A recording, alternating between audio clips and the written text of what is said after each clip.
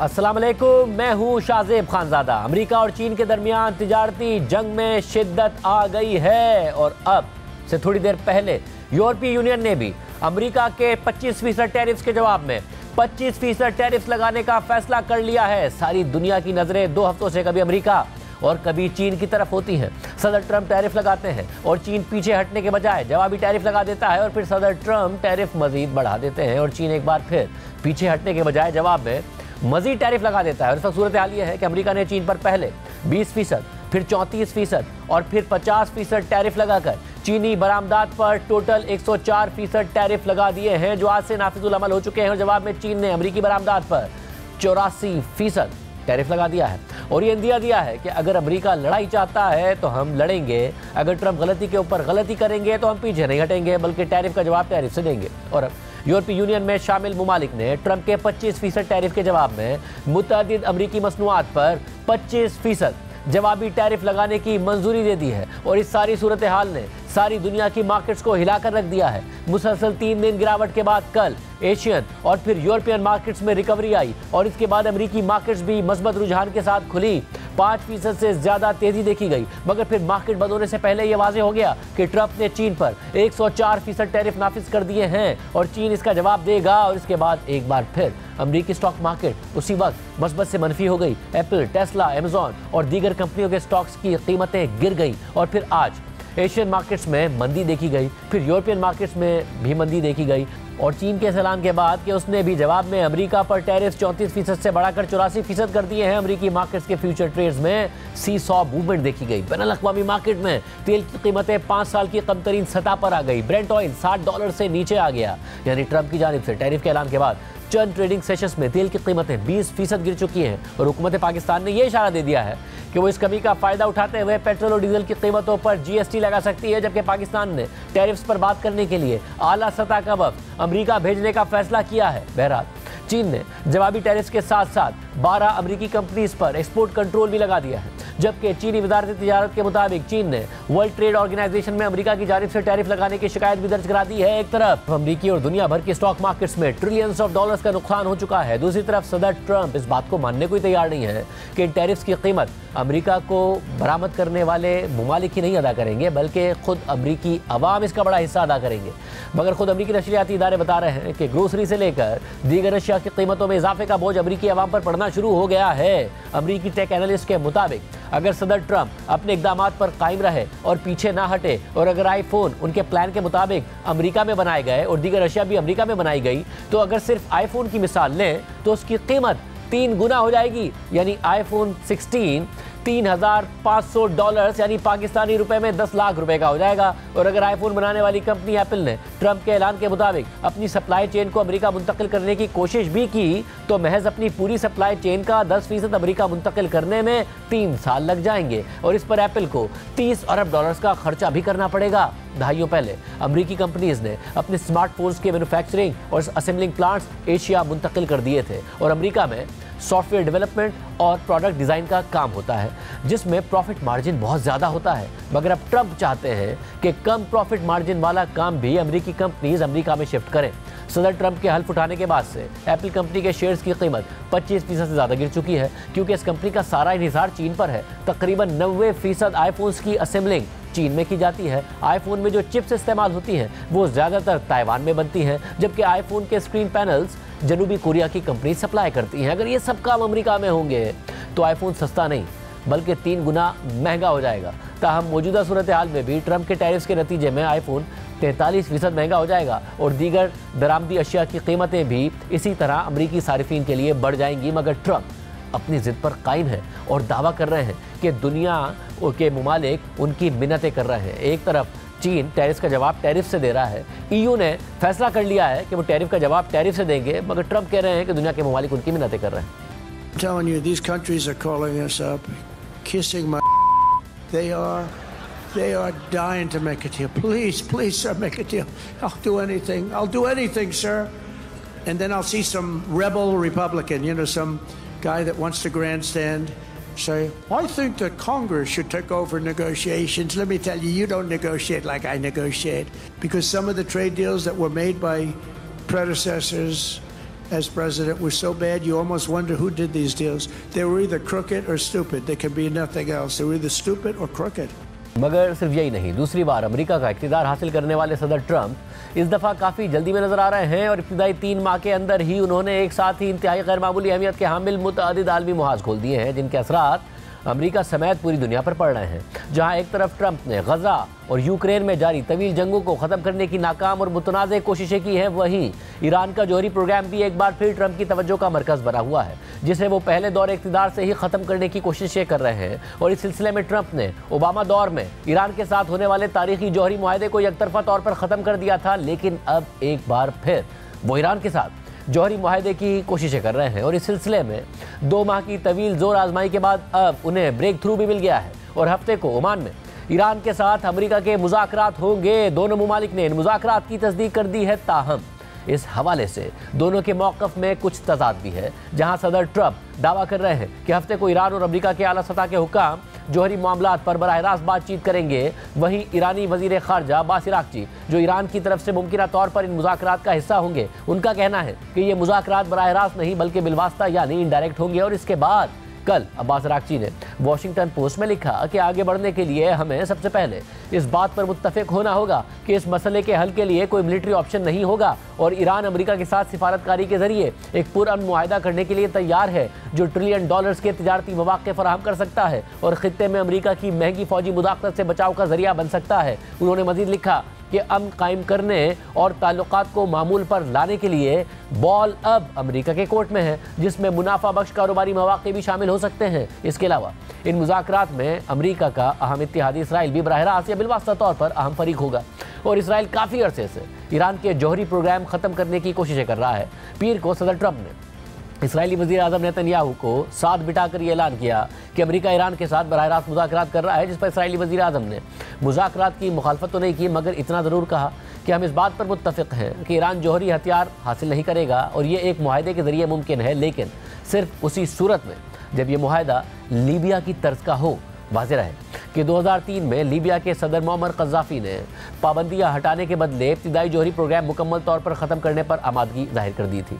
इस सारी सूरत हाल में ये सवाल पैदा होता है कि क्या ईरान और अमेरिका के दरमियान जौहरी मामलात पर मज़बूत मुज़ाकरात मुमकिन है और क्या ईरान अपने जौहरी प्रोग्राम को मुकम्मल तौर पर ख़त्म करने पर राज़ी हो जाएगा। BBC ने इस हवाले से तज्ज़िया करते हुए लिखा है कि अमरीकी सदर डोनाल्ड ट्रंप बहुत जल्दी में है। ईरान हमेशा सदर ट्रंप की तरजीहात की फहरिस्त में रहा है, मगर ट्रंप के लिए ईरान पहली मुद्दत सदारत से ही एक नामुकम्मल काम है और अब भी मसला वही है जो उस वक्त था कि वो क्या चीज़ है जो ईरान को जौहरी हथियार हासिल करने से रोक सकती है। ईरान के लिए अमरीकी धमकी वाज़ेह है कि मुआहदे पर मुत्तफ़िक़ हो या फ़ौजी कार्रवाई का सामना करें। सदर ट्रंप ने पीर को कहा कि अगर ईरान के साथ मुज़ाकरात कामयाब नहीं होते हैं तो उन्हें लगता है कि ईरान को बड़ा ख़तरा लाहक हो सकता है। ईरान में कुछ पॉलिसी साज ऐसे मुआहदे पर इत्तफ़ाक़ करने के ख्वाहां दिखाई देते हैं जिससे पाबंदियाँ हटाई जा सकें। बढ़ती हुई महंगाई और कदर खोती हुई करेंसी के साथ ईरान की मईशत शदीद मुश्किलात का शिकार है, लेकिन इस तरह के किसी भी मुआहदे में ऐसा समझौता शामिल हो सकता है जिसे कबूल करना ईरान के सख्त गिर अनासिर के लिए मुश्किल हो। ईरान को हालिया महीनों में बहुत मुश्किलात का सामना करना पड़ा है। उसकी प्रॉक्सी मिलिशियाज इसराइल के खिलाफ जंग के दौरान कमज़ोर हो चुकी हैं और उसके इलाकाई इत्तेहादी शाम के सदर बशार अल असद अपना इक़्तिदार खो चुके हैं। इस सूरत हाल में तेहरान में कुछ अनासिर ये कहते नजर आ रहे हैं कि शायद जौहरी डेटरेंस तैयार करने का वक्त आ गया है, क्योंकि जौहरी हथियारों की ज़रूरत अब पहले से बहुत ज़्यादा है। ऐसे में अमेरिका और ईरान फिलवक्त दो मुखालिफ किनारों पर दिखाई देते हैं और उनके मुज़ाकराती मौक़िफ़ वाज़ेह नहीं है। अमेरिका ने वाज़ेह कर दिया है कि वो ईरान के जौहरी प्रोग्राम को मुकम्मल तौर पर ख़त्म करना चाहता है, जिसमें मज़ीद यूरेनियम की अफजोदगी का मुकम्मल खात्मा शामिल हो और साथ ही साथ वो चाहता है कि ईरान लबनान में हिजबुल्लाह और यमन में हौसियों की हिमायत से हाथ खींच ले।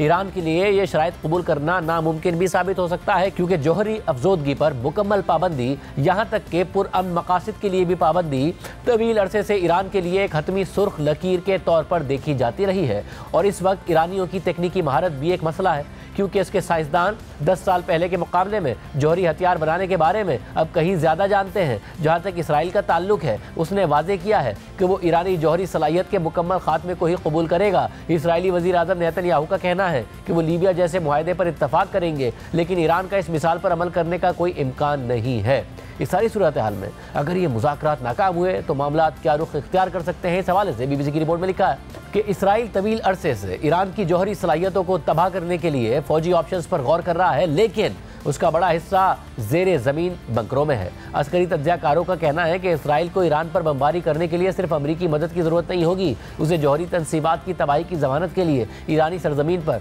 अमरीकी फ़ौज की मौजूदगी की भी ज़रूरत होगी। इसका मतलब यह है कि फ़ौजी कार्रवाई ख़तरनाक होगी और उसकी कामयाबी की किसी भी तरह ज़मानत नहीं दी जा सकती। मगर ट्रंप ने यह वादा भी किया है कि वो मज़ीद हमेशा जारी रहने वाली जंगें शुरू नहीं करेंगे और ईरान के साथ एक हमगीर इलाकाई तनाज़ा ऐसी ही एक जंग बन सकता है। इसलिए फ़िलहाल अमरीकी सदर सिफारती हल की तलाश में है, जिसे इसराइल को भी अपनी ख्वाहिश के बरक्स कबूल करना पड़ेगा। सदर ट्रंप फरीकैन को किसी मुआहदे पर पहुंचने के लिए 2 माह का वक्त दे रहे हैं, लेकिन अगर मुआहदा नहीं होता तो वो ताकत के इस्तेमाल का हक महफूज रख रहे हैं, जिसके नताइज तबाहकुन हो सकते हैं। और अमरीकी सदर शायद भूल रहे हैं कि मुज़ाकरातकारों को 2015 के joint comprehensive plan of action पर इत्तफाक करने में 2 बरस लग गए थे और जल्दबाजी की सिफारतकारी हमेशा कामयाब भी नहीं होती है। प्रोग्राम में आगे बढ़ते हैं। कल अडियाला जेल में इमरान खान से मुलाकात के मामले पर पैदा होने वाली ड्रामाई सूरत हाल के बाद तहरीक इंसाफ के 2 आला तरीन ओहदेदार यानी चेयरमैन और सेक्रेटरी जनरल बराह रास्त आमने सामने आ गए हैं।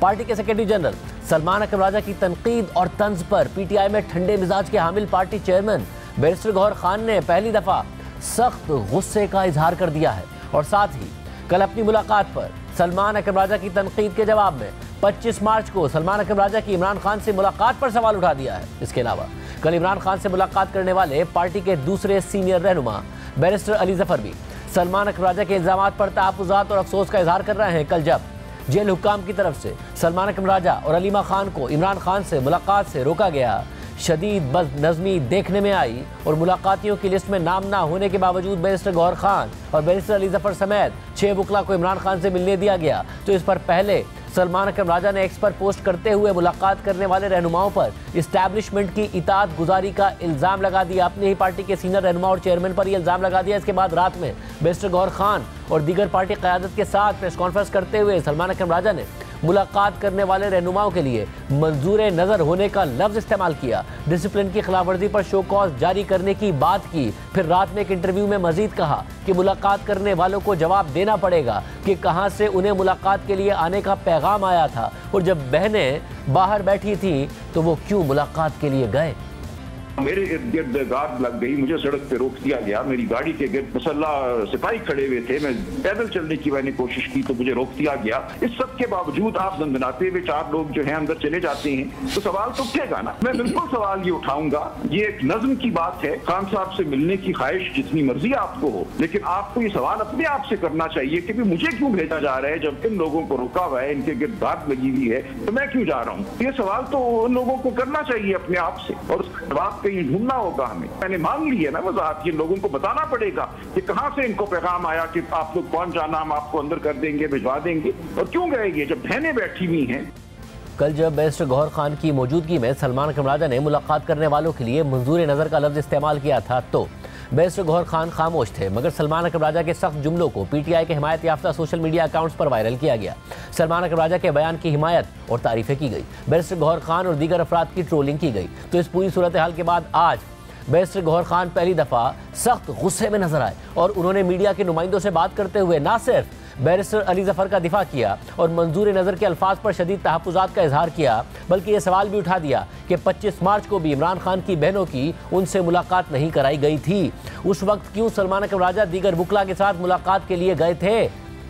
आज तक कोई भी ऐसा फैसला नहीं हुआ कि अगर एक वकील में से एक कम होगा तो कोई नहीं जाएगा। खान की बहनों का अगर रोका जाएगा तो फिर बाकी वकील आने जाएंगे। कोई एक पॉलिटिकल स्कोरिंग ना करे, चीप पॉपुलरिटी ना ले कोई बंदा, और अली जफर के बारे में ये कभी भी ना कहे कि वो मंजूरी नजर बंदा है। वो एक ग्रेट आदमी है जिसने पाकिस्तान तहरीक इंसाफ के लिए बड़ा काम किया, जिसने सबसे ज्यादा केसेस पाकिस्तान तहरीक इंसाफ के लिए किए हैं, फ्री ऑफ कास्ट किए, कभी एक पैसा नहीं लिया। किसी बंदे को ये कहना कि ये मंजूरी नजर है, इस वर्ड्स के में एक्सट्रीम एक्सेप्शन में ऐसा लफ्ज कभी भी किसी सूरत में। एक चीज मैं कैटेगरिकली करूं और स्पेसिफिकली आपको बता रहा हूं कि 25 तारीख जब तीनों बहनों को गेट पे रखा, वकला आगे क्यों गए, मुलाकात क्यों की, उसमें सलमान शामिल था।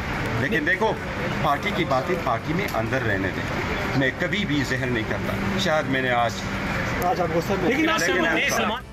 इसके अलावा जियो न्यूज़ के नुमाइंदे हैदर शराजी ने पीटीआई के ज़राए से खबर में बताया है कि कल पीटीआई की क़यादत अलीमा खान को हिरासत में लिए जाने के बाद खैबर पख्तूनख्वा हाउस पहुंची थी।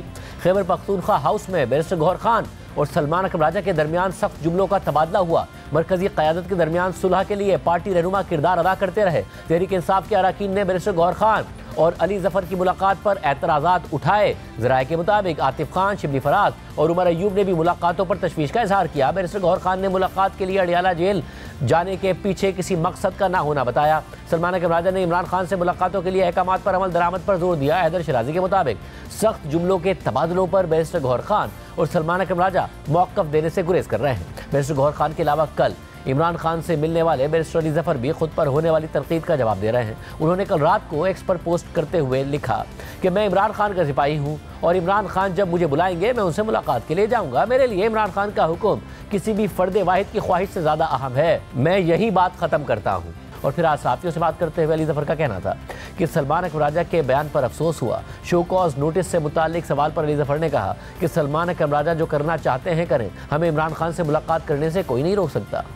मुलाकात में जो कंट्रोवर्सी क्रिएट की है राय साहब ने अपनी कमेंट से, ये मेरा ख्याल है जायज़ नहीं है। मुझे अफसोस हुआ। तो ये मुलाकात के लिए कौन अंदर जाएगा कौन नहीं जाएगा ये डिसाइड खान साहब करते हैं या कौन करता है? एक तो खान साहब बुलाते हैं, उन्हें बड़े पैगाम देते हैं सबको कि आप आके मिले, कौन अंदर कौन मिले। लेकिन बहुत बार ये होता है कि उनकी कोई कंट्रोल कर रहा है जेल अथॉरिटीज़, वो अंदर किसी को जाने देते हैं, किसी को नहीं जाने देते। वो एक तरह हम उसको कहते हैं कि लक है। मैं भी पिछली 3 बार जो गया था मुझे मिलने की इजाज़त नहीं थी, कल रैंडमली उन्होंने दे दी इजाज़त। सलमान अकरम राजा साहब ने कल कहा है कि जो लोग अंदर गए हैं हम उनको फोकस करेंगे, उनसे पूछेंगे कि हम सारे बात वो क्यों अंदर गए। वो उनको कहने दें, मैं उस कंट्रोवर्सी में जाना नहीं चाहता। वो जो करना चाहते हैं करें। वो खान साहब को मिलने से मैं आपको एक बात बता दूँ, रोक नहीं कोई सकता। खान साहब जिसको मिलना चाहेंगे मिलेंगे। सब पार्टी के जो ओहदेदारान हैं, लीडरशिप है, उनका राइट है कि वो मिलें और खान साहब की मर्जी है कि वो किससे मिलते हैं किससे नहीं मिलते। इस हवाले से जब आज खुद सलमान अकरम राजा से सवाल हुआ कि अली जफर कह रहे हैं कि इमरान खान ने उन्हें मुलाकात के लिए बुलाया था, जिसमें सलमान अकरम राजा ने कहा कि ये बिल्कुल गलत बात है, उन्हें किसी ने नहीं बुलाया था। अभी अली जफर साहब यहाँ आए थे, उन्होंने कहा था कि मुझे खान साहब ने बुलाया था, मैं तब गया हूँ। नहीं, ये गलत बात है, किसी ने नहीं बुलाया था। ये गलत एक रिवायत है, हर बंदा आके ये बोल दे मुझे बुलाया था। कोई ये रिवायत नहीं है, कोई ये तरीका भी नहीं है। जब एक चीज़ वाज़ेह हो गई, कानून में आ गया, अदालत के फैसले में आ गया कि एक SOP है, उसके तहत आपने जाना है, उसके बगैर आपने नहीं जाना, तो ये बिल्कुल गलत हुआ था। किसी को इसकी खिलाफ वर्जी नहीं करनी चाहिए। पीटीआई की क़यादत के दरमियान इस नए तनाज़े पर पार्टी के साबिक रहनुमा और MNA शेर अब्दुल मरबत ने तबसरा करते हुए कहा है कि सलमान अकरम राजा ने बैरिस्टर गौहर खान की तौहीन की है।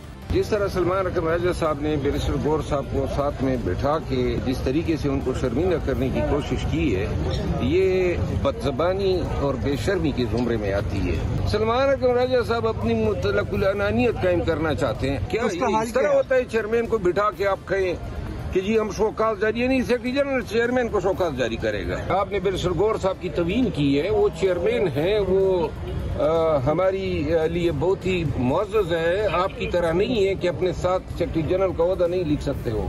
पीटीआई के अंदर पैदा होने वाले इस बड़े तनाज़े के साथ साथ पीटीआई खैबर पख्तूनख्वा हुकूमत से जुड़ा हुआ एक और तनाज़ा भी सर उठा रहा है। अली मीन गंडापुर की खैबर पख्तूनख्वा हुकूमत ने सूबाई असम्बली में मादनियात के हवाले से एक तरमीमी बिल पेश किया है, जिसे Khyber Pakhtunkhwa mines and minerals bill 2025 का नाम दिया गया है। सूबाई हुकूमत इस बिल की तारीफें कर रही है और इसे असम्बली से पास करके कानून बनाना चाह रही है, मगर खुद पार्टी के अंदर से सूबाई हुकूमत पर इस हवाले से सख्त तनकीद हो रही है। सोशल मीडिया पर सवालात उठाए जा रहे हैं और ये तासुर दिया जा रहा है कि यह बिल इस्टेब्लिशमेंट की पर लाया गया है और मादनियात पर सूबाई इख्तियार ख़त्म किया जा रहा है। अमेरिका में मकीम पार्टी रहनुमा शहबाज गिल ने दावा कर दिया है कि जब तक मिनरल बिल पास नहीं हो जाता तब तक इमरान खान की मुलाकातों को बंद रखा जाएगा। इसके अलावा इमरान खान की बहन अलीमा खान ने कहा है कि जब तक इमरान खान रिहा होकर खुद इस बिल का जायज़ा नहीं लेते तब तक इसे होल्ड पर डालना चाहिए। जो KP का जो सारी मादनियात हैं वो एक जेवर है, चाहे जो मर्जी एक्ट पहले हुआ हो, जो मर्जी तरमीम ये करना चाह रहे हो। हमारा ख्याल है, हमारा मशवरा ये कि पूरा एक्ट होल्ड पे डाल देना चाहिए जब तक इमरान खान रिहा होकर उसको खुद उसकी तफसील समझ के फिर ये असेंबली में पेश होना चाहिए। हम उम्मीद करते हैं कि ये मशवरा लिया जाएगा और इमरान खान की रिहाई तक कोई एक्ट असेंबली में नहीं, उसके ऊपर वोटिंग नहीं होनी चाहिए। खुद पार्टी रहनुमा खुद इमरान खान की बहनें अपनी खैबर पख्तूनख्वा हुकूमत पर सवालात उठा रहे हैं। इस हवाले से वजाहत करते हुए वज़ीर आला खैबर पख्तूनख्वा अली अमीन गंडापुर ने कहा है कि सूबे का कोई भी इख्तियार वफाकी हुकूमत या किसी इदारे को नहीं दिया जा रहा है। अच्छे इक़दामात के रास्ते में रुकावटें डालने के लिए झूठे प्रोपेगेंडे से किए जा रहे हैं। बड़ी क्लैरिटी के साथ सब सुन लें कि कोई भी किसी किस्म का सूबे का इख्तियार न तो फेडरल गवर्नमेंट और न ही किसी इदारे को दिया जा रहा है और न ही कोई दे सकता है और न ही कोई हमसे ले सकता है। हम एक पॉलिसी जो अच्छी बना रहे हैं, मेरे ख्याल में ये कोई माफिया है जो चाहता है कि रिफॉर्म ना हो और पहले वाले हालात और जिस तरह चल रहे थे तो अच्छे इक़दामात के रास्ते में रुकावट डालने के लिए ये झूठे प्रोपेगेंडे किए जा रहे हैं। पीटीआई खैबर पख्तूनख्वा हुकूमत के तर्जुमान बैरिस्टर सैफ ने अपने बयान में कहा है कि माइंस एंड मिनरल्स एक्ट में मुजव्वज़ा तरामीम के खिलाफ माफिया सरगर्म है। माफिया मुजव्वज़ा तरामीम के खिलाफ प्रोपेगेंडा करके अपने मज़मूम मकासद हासिल करना चाहता है। हम जाली वफाक की हुकूमत को तस्लीम ही नहीं करते तो सूबाई इख्तियारात वफाक को कैसे दे सकते हैं। ये तरामीम पाकिस्तान तहरीक इंसाफ के इस्लाहाती एजेंडे का हिस्सा है। मुजव्वज़ा तरामीम कोई खुफिया मामला नहीं है, इन्हें असेंबली में पेश किया जाएगा और अपोजिशन की भी राय ली जाएगी। जिसे प्रोपेगेंडा कह रहे हैं बैरिस्टर सैफ, वो बातें तो खुद तहरीक इंसाफ के रहनुमा उठा रहे हैं, इमरान खान की बहन उठा रही हैं। दूसरी तरफ इन सारे तनाज़ात में कल एक दफ़ा फिर इमरान खान ने बैरिस्टर गौहर खान समेत जेल में मुलाकात करने वाले रहनुमाओं को बताया कि वो इस्टेब्लिशमेंट से मुज़ाकरात के लिए तैयार है, सिर्फ हुकूमत से मुज़ाकरात ख़त्म किए। खान साहब ने कहा मैंने इस्टेब्लिशमेंट के साथ कभी ताल्लुकात का दरवाज़ा, मुज़ाकरात का दरवाज़ा बंद नहीं किया है। मैं आज भी मुज़ाकरात के लिए तैयार हूँ। वो जो हमने कॉल अप किए हैं वो कमेटी के थे गवर्नमेंट के साथ, क्योंकि वो नोटिफिकेशन तक नहीं कर रहे थे। खान साहब ने कहा मुज़ाकरात हो, लेकिन मैंने अपने लिए डील की खातिर नहीं है, मैं जमहूरियत की खातिर कर रहा हूँ, सुप्रीमेसी ऑफ कंट्री की खातिर कर रहा हूँ, रूल ऑफ लॉ के लिए कर रहा हूँ। इसलिए मैंने कभी इस्टेब्लिशमेंट के साथ कोई दरवाज़ा बंद नहीं किया। पार्टी के अंदर इख्तलाफात सामने आ रहे हैं। हमारे साथ हैदर शराजी मौजूद है। बहुत शुक्रिया, आपने खबर दी कि तल्ख जुमलों का तबादला हुआ और ज़ाहिर कल प्रेसर में तो नहीं नज़र आया, हालांकि सलमान अकरम राजा ने पॉइंट बराह रास्त ही मारा था बैरिस्टर गौहर खान साहब पर, उन्होंने जवाब नहीं दिया। आज बड़े गुस्से में वो नज़र आए हैं, क्या हो रहा है पार्टी के अंदर?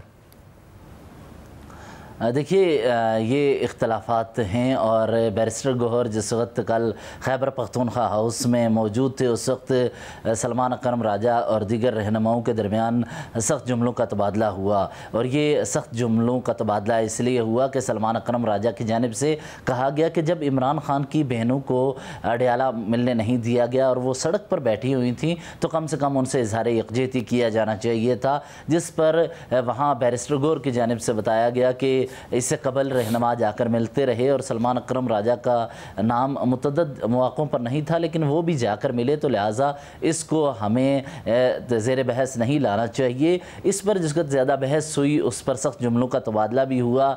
उसके बाद प्रेस कॉन्फ्रेंस हुई और हमारे ज़राए ये बता रहे हैं कि प्रेस कॉन्फ्रेंस के बाद भी ये सख्त जुमलों का तबादला होता रहा और आज भी जिस तरह बैरिस्टर अली ज़फ़र, बैरिस्टर गौहर और सलमान अकरम राजा ने बयानात दिए हैं, इससे इसका अंदाज़ा बखूबी लगाया जा सकता है। और इसके अलावा भी बैरिस्टर गौहर की जानिब से एक और आज ये बात बताई है कि बानी ने मुलाकात के दौरान कहा है कि वो हार्ड स्टेट की हमायत करते हैं और हार्ड स्टेट के हवाले से उन्होंने बताया है कि इसका मतलब है कानून की हुक्मरानी और बालादस्ती हो। दूसरा ये कि ये जो पार्टी के अंदर इख्तलाफात हैं ये अब पार्लिमानी पार्टी और इसके अलावा कोर कमेटी व सियासी कमेटी तक पहुँच रहे हैं और आज पार्लिमानी पार्टी के अंदर भी इसकी हमें इस के हवाले से मामलात नज़र आए। जब पार्लिमानी पार्टी के रहनुमाओं की जानिब से ये सवालात उठाए गए तो बैरिस्टर गौहर ने अपना मौक़िफ़ पेश किया कि मैं बतौर चेयरमैन जाकर मिलता रहा हूँ और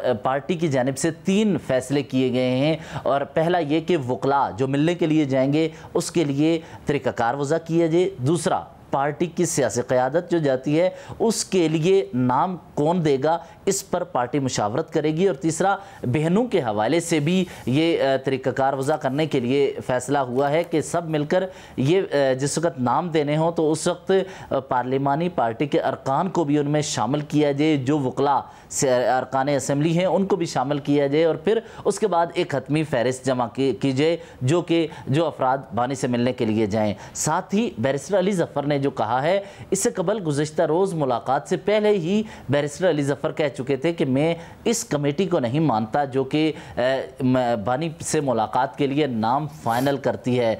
तो ये बातें तो हुई हैं, लेकिन आज पार्लिमानी पार्टी में सिर्फ यही नहीं बल्कि खैबर पख्तूनख्वा में माइंस और मिनरल्स के हवाले से जो मामलात चल रहे हैं इस पर भी बहस हुई, जहाँ शाहिद खटक ने पार्टी अरकान पर इल्ज़ाम लगाया कि यहाँ पर अफराद बात तो करते हैं लेकिन अली अमीन गंडापुर के सामने जाकर बात नहीं करते। शहरियार अफरीदी ने कहा कि कौन अफराद हैं, तो उन्होंने शहरियार अफरीदी का जिक्र किया। आप ये बात कर रहे हैं तो उस पर ये सख्त जुमलों का जब तबादला हुआ तो शाहिद खटक बाहर आए और बाहर से जिस वक्त वापस गए तो उन्होंने फिर दोबारा इत्तेहाद और इत्तफाक की बात की कि हमें इत्तफाक और इत्तेहाद से आगे बढ़ना चाहिए। लेकिन अब पीटीआई के अंदर तक ये मामलात नहीं हैं, इसके असरात हमें अपोजिशन इत्तेहाद तक नज़र आ रहे हैं। क्योंकि तीन दिन कबल महमूद खान अचकज़ई जिस वक्त प्रेस कॉन्फ्रेंस करने के लिए पार्लियामेंट हाउस के बाहर आए तो हमने देखा था कि गुज़िश्ता 3-4 माह से वो अपोजिशन इत्तेहाद यानी पीटीआई के रहनुमाओं के हमरा प्रेस कॉन्फ्रेंस करते हैं। लेकिन जब महमूद खान अचकज़ई प्रेस कॉन्फ्रेंस करने के लिए आए तो पीछे से उमर अयूब और बैरिस्टर गौहर भी आ रहे थे। तो महमूद खान अचकज़ई ने कहा कि मैं आज अकेला कुछ बातें करना चाहता हूं और आज अकेला ही ये पीटीआई के रहनुमाओं को पैगाम देना चाहता हूं, आप आज मेरे साथ खड़े ना हों। तो लिहाजा उन्होंने अकेले प्रेस कॉन्फ्रेंस की और 3 मुतालबात बानी पीटीआई तक पहुंचाए कि पीटीआई पार्लियामेंट में उन कमेटियों से इस्तीफ़ा दे जिसमें वो मौजूद नहीं। दूसरा, पीटीआई इस स्पीकर के खिलाफ तहरीक अदम एतमाद लाए और तीसरा ये कि पार्लियामेंट के बाहर अपनी असेंबली कायम की जाए और वहाँ पर ये एहतजाज करें या आगे बढ़ें। तो ये इख्तलाफात हैं, इस तरह के मामलात हैं जहाँ पर पीटीआई इनके दरमियान में हमें नज़र आ रही है और हमारी राय या जो कुछ हो रहा है इससे बेहतर उनके अपने बयानात हैं जिनसे चीज़ें वाज़ेह हो रही हैं। बहुत शुक्रिया इन मामलों पर बात करने के लिए। हमने सलमान अकरम राजा साहब को प्रोग्राम में आने की दावत दी, उन्होंने जवाब नहीं दिया। प्रोग्राम लाइव है, वो हमें ज्वाइन कर सकते हैं। शेर अफजल मरवत साहब हमारे साथ मौजूद हैं। पार्टी के अंदर क्या चल रहा है, उन्होंने पहले भी कुछ बातें बताई थी, दुरुस्त साबित हुई। मरवत साहब बहुत शुक्रिया हमें ज्वाइन करने के लिए। मरवत साहब, जब आपको पार्टी में साइडलाइन किया गया तो आपने कहा था कि आपको खतरे में नजर आ रहे हैं अली अमीन गंडापुर साहब। अब अली अमीन गंडापुर साहब के खिलाफ भरपूर कैंपेन हो रही है, पार्टी का अपना रहनुमा हो या फिर जो पार्टी के हामी यूट्यूबर्स हों, वो भरपूर कैंपेन चला रहे हैं अली अमीन गंडापुर साहब के खिलाफ। अब पार्टी में बात यहाँ से शुरू हुई थी कि आपके ऊपर सवालात उठाते थे कि आप कहीं इस्टेब्लिशमेंट से राब्ते में हैं। अब तो पार्टी पूरी की पूरी ही एक दूसरे के ऊपर ये इल्ज़ाम लगा रही है। सेनेटर अली जफर पर पार्टी के सेक्रेटरी जनरल इल्ज़ाम लगा रहे हैं, आपके पार्टी के अपने चेयरमैन पर इल्ज़ाम लग रहा है कि वो भी जो है वो मंजूर नज़र है, इताअत गुजार है इस्टेब्लिशमेंट के। अली अमीन गंडापुर पर ये नाम लग रहा है, क्या वाकई पूरी की पूरी पार्टी कॉम्प्रोमाइज हो गई है? ये क्या हो रहा है आपकी पार्टी में? बहुत शुक्रिया शाहजेब। पाकिस्तान तहरीक इंसाफ में गुज़िश्ता 1.5-2 सालों में ये कल्चर बन चुका है कि किसी को गंदा करना हो तो उस पर इल्ज़ाम लगा दें कि ये एस्टेब्लिशमेंट का आदमी है।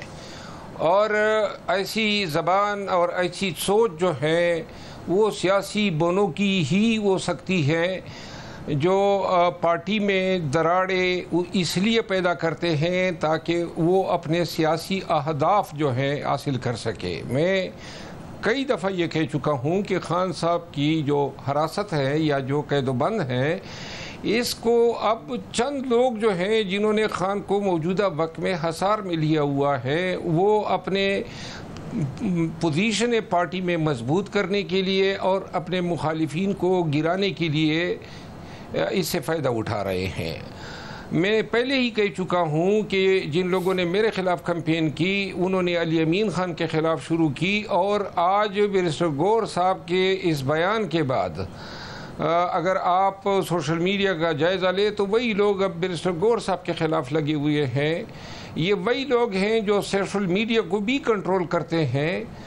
और बदकिस्मती है कि अली ज़फ़र जैसे आदमी के लिए ऐसे अल्फाज अल-ऐलान और पब्लिकली इस्तेमाल हुए। फिर आप एक और चीज़ देखें ना, ये बैरिस्टर गौहर साहब से आज मेरी मुलाकात हुई और मैंने उनसे शिकवा किया कि सलमान अकरम राजा साहब ने आपको साइड पे बैठा के फिर पब्लिकली आपकी तज़ीक़ की, यानी आप उनमें शामिल थे जो खान साहब के पास गए थे और वापस जब आप आए उनके साथ बैठे और वो बता रहा है कि इस पे कार्रवाई होनी चाहिए। यहाँ शाहजेब मैं आपको बता दूं कि ये जितनी मुलाकातें हैं इनके SOPs, तरीक़ाकार, कौन मिलेगा, किस दिन मिलेगा, ये सब मैंने सेट किए थे।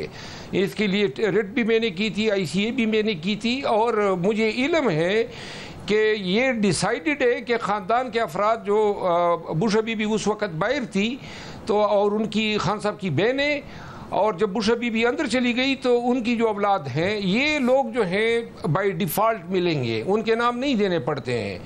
वकला और सियासी रफ़ाकार जो हैं उनके नाम में खान साहब के फोकल पर्सन की हैसियत से दिया करता था जब 11 अप्रैल को इन्होंने मुझे इस मनसब से हटाया तो इसके बाद जो है बैरिस्टर गौर साहब, उमर अयूब साहब फोकल पर्सन बने और अब जो हैं 3 लोग हैं जिसमें बैरिस्टर गौर साहब हैं और सलमान अकरम राजा साहब है और पंजोता साहब, इंतज़ार पंजोता साहब। इन तीनों का काम ये है इन SOPs के तहत कि खान से मशावरत के बाद सियासी रफ़ाकार 6 लोग जो हैं 1 हफ्ते में मिल सकते हैं और 6 वकला के नाम वो खान से मंजूरी के बाद देने होते हैं और ये इन तीनों में से कोई एक भी खान से मंजूरी के बाद दे सकता है। कभी ये फैसला नहीं हुआ है कि अगर एक बहन नहीं जाएगी तो तमाम वकला नहीं जाएंगे, मुलाकात का बाइकाट होगा। खुद 25 तारीख को जब बहनों को मुलाकात की इजाज़त नहीं दी गई थी तो सलमान अकरम राजा साहब खुद चले गए थे। मगर अब इसका एक पहलू तो यह है कि अगर किसी एक बहन को इजाज़त ना दी जाए और फिर अगर कोई भी ना मिलने जाए तो हुकूमत को तो फ़ायदा हो गया, इमरान खान साहब से कोई मिलेगा ही नहीं तो इमरान खान साहब का नुकसान हो गया। मगर दूसरा पहलू यह है वो जिस पे बात की जा रही है कि जी मंजूर नज़र लोगों को इसलिए जाने दिया जा रहा है ताकि वो पैगाम रसानी करें। अब अली अमीन गंडापुर साहब गए, उन्होंने मुज़ाकरात की बात की। सवाती साहब गए, सवाती साहब ने कहा कि इमरान खान साहब ने मुझसे खुद ने कहा कि जाके इस्टेब्लिशमेंट से मुज़ाकरात करो। अली ज़फ़र साहब मिले, अली ज़फ़र आपने कहा कि मैंने सवाती साहब वाली बात इमरान खान साहब से कन्फर्म की तो इमरान खान साहब ने कहा कि बिल्कुल हुकूमत से मुज़ाकरात मत करो, इस्टेब्लिशमेंट से मुज़ाकरात करो। मगर जब ये बातें कर रहे हैं लोग तो ये बात कही जा रही है और ये इल्ज़ाम इन पर लगाया जा रहा है कि इमरान खान साहब ने ऐसा कुछ नहीं कहा होगा, इमरान खान साहब ने शटअप कॉल दी होगी, वो मुज़ाकरात के हामी नहीं होंगे, इन्हें भेजा गया था इस मकसद के लिए कि ये बाहर आके ये पैगाम बताएं। शाहजेब मैं खुद चशमदीद गवाह रहा हूँ मुज़ाकरात के हवाले से खान साहब के मौक़िफ़ का और कई बार इस मौजू पे बातचीत हो चुकी है। इसमें कोई दूसरी राय नहीं है कि पाकिस्तान तहरीक इंसाफ के अंदर कोई भी शख्सियत खान साहब की इजाज़त के बग़ैर इस्टेब्लिशमेंट के साथ मुज़ाकरात शुरू ही नहीं कर सकती है और ख़ान साहब ने हमेशा इस्टेब्लिशमेंट के साथ मुज़ाकरात के अमल की हौसला अफजाई की है। उन्होंने कभी ये नहीं कहा है कि आपने इस्टेब्लिशमेंट से कोई बात नहीं करनी है। उनका मौक़िफ़ हमेशा जो है वो मुसालियत की तरफ रहा है और पाकिस्तान तहरीक इंसाफ में एंटी एस्टेब्लिशमेंट बयानिए को तक़वियत देने के लिए सोशल मीडिया के ज़रिए गलत ये पिक्चर पोर्ट्रे किया जाता है कि खान साहब या पार्टी जो है वो एस्टेब्लिशमेंट के साथ मुज़ाकरात की हामी नहीं है। और मैं आपको ये भी बता दूं कि सोशल मीडिया पर भी और पार्टी के अंदर कुछ लीडर जो हैं उन्होंने ये हार्ड लाइन ली हुई है ताकि इस हार्ड लाइन लेने की वजह से वो पॉपुलर हो, पार्टी की सफ़ में पसंद किए जा सके।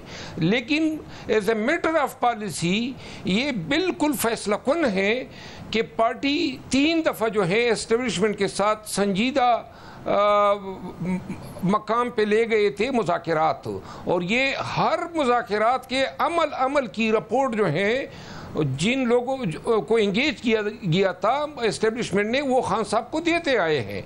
आप नहीं भूले होंगे कि इतवार के दिन भी जेल के दरवाजे इन लोगों के लिए खोले गए थे। 26 नवंबर को भी और 25, 23, 22 नवंबर को हमारे मुज़ाकरात हुए और इससे पहले जो है 22 अगस्त को जब जलसे का ऐलान हुआ था उस वक़्त मुज़ाकरात हुए थे। इसके अलावा 2024 में एक और स्टेज था जब हमने इस्लामाबाद में जलसा किया था संगजानी के मकाम पे, उस वक़्त मुज़ाकरात हुए थे और उन तीनों मुज़ाकरात में एस्टेब्लिशमेंट की तरफ से ऑफर्स आई थी जिसका मैं आपके प्रोग्राम में भी जिक्र कर चुका हूँ और जिसका मगर अब तो सूरत हाल ये है मौलाना साहब, अब मुज़ाकरात हो तो कैसे हो, बात आगे बढ़े तो कैसे बढ़े। इस वक्त तो जो बातें की जा रही हैं सोशल मीडिया पर तहरीक इंसाफ के सोशल मीडिया की तरफ से अली अमीन गंडापुर साहब के लिए, फिर अमेरिका से तहरीक इंसाफ के हामी आते हैं अस्करी क़यादत में या DGISI से मुलाकात करते हैं, उनके खिलाफ फिर जो जिस किस्म की कैंपेन चली सोशल मीडिया पर और वो अपनी एक्सप्लेनेशन ही देते रह गए, फिर आदम सवाती साहब को कुरान उठा के बताना पड़ा कि इमरान खान साहब ने इजाज़त दी है, उनके खिलाफ जो कैंपेन चल रही है, तो रास्ता निकल सकता है आपके ख्याल में पार्टी का? मेरा ख्याल है आज बैरिस्टर गौर साहब ने भी शायद इसका इदराक कर लिया है। पाकिस्तान तहरीक इंसाफ को जो है अपने यूट्यूबर्स और सोशल मीडिया टीम्स को जो है इनके साथ फैसला कुन दो हाथ करने होंगे। सोशल मीडिया जो है वो जिन लोगों की ईमा पे ट्रोलिंग करती हैं, अपने बयानिए देती हैं, और एन बाद औकात ऐसे वक्त में हमलावर होती हैं जिस तरह मुज़ाकरात हो रहे थे। मैं आपको वाज़ेह कर दूं कि एक स्टेज पे एस्टेब्लिशमेंट की ईमा पे हुकूमत PTI और एस्टेब्लिशमेंट ने इस पे इत्तेफाक किया कि हुकूमत को फेस सेविंग के लिए हम हुकूमत और पीपल पार्टी के साथ मुज़ाकरात करते हैं, और वो मुज़ाकरात के दौर चले जिसमें पुष्टपनाई जो है दोनों तरफें को एस्टेब्लिशमेंट की हासिल थी। एन उसी वक्त एक ट्वीट आया था, आपको याद होगा, जिसको जवाब बना के एस्टेब्लिशमेंट ने हाथ खींच लिए थे, और फिर PMLN जो है उन्होंने भी बदगुमानी का इज़हार किया, और उस वक्त भी मुज़ाकरात को बड़ा दचका लगा था। तो लिहाजा वक्त मेरा ख्याल है बहुत ही करीब है कि पाकिस्तान तहरीक इंसाफ जो है वो एक्सप्रेस वाज़ेह सोशल मीडिया पॉलिसी के हवाले से अनकरीब कोई ऐलान करेगी। मैं अली अमीन खान की पोजीशन के हवाले से खदशात रखता हूँ। इनके खिलाफ बड़ी ही एक मजबूत लॉबी PTI में एक तसलसल से काम कर रही है। खान का उस पर एतमाद रहा है, काफ़ी अरसे से उनका साथी है, दाइयों से, लेकिन ये मेरे खदशात हैं, और पार्टी के एक इंसाइडर होने की हैसियत से बहुत सारे लोगों के साथ उठक बैठक है। मुझे ये इल्म है कि पार्टी में माजी में जिन लोगों ने वज़राए आला लगवाए हैं या हटाए हैं, वो लोग अब अली अमीन खान को वज़ीर आला के मनसब पे नहीं देखना चाहते। बहुत शुक्रिया। प्रोग्राम में ब्रेक शामिल करते हैं।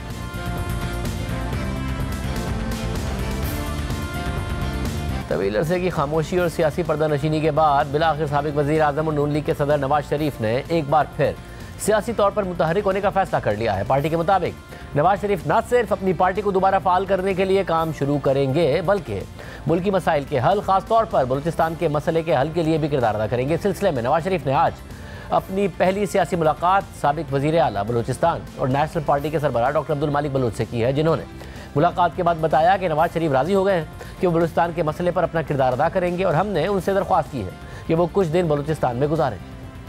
इस वक्त पाकिस्तान के और ख़ास तौर पर बलूचिस्तान के अवाम नवाज शरीफ से उसकी उम्मीदें हैं कि वो आके एक मुस्बत किरदार अदा करेगी, चाहे बलूचिस्तान के सियासी मसले हों, चाहे उसके माशी मसले हों। हमने तफसीलन बात की है। मैं उम्मीद रखता हूँ कि मियाँ साहब इसमें एक किरदार अदा करेगी, और हम समझते हैं कि मियाँ साहब चूँकि इस वक्त पाकिस्तान के सीनियर तरीन पॉलिटिशियंस हैं और हमारी उसके साथ एक ताल्लुक है, और हम उम्मीद रखते हैं, हमने उसको कहा है भी और वो राज़ी भी हो गए कि बलूचिस्तान के इशू में मैं अपना किरदार अदा करूँगा, चाहे वो सियासी मसले हों, चाहे वो माशी मसले हों। उनमें अभी हमने उससे रिक्वेस्ट की है कि आप अभी जा रहे हैं, इसके बाद आ जाएं, बलूचिस्तान में कुछ दिन गुजारें और तमाम बलूचिस्तान के सियासी दीन से मिलें, ताकि बलूचिस्तान का जो इशू है इसको हम जिस तरीके से 2013 में मियाँ साहब ने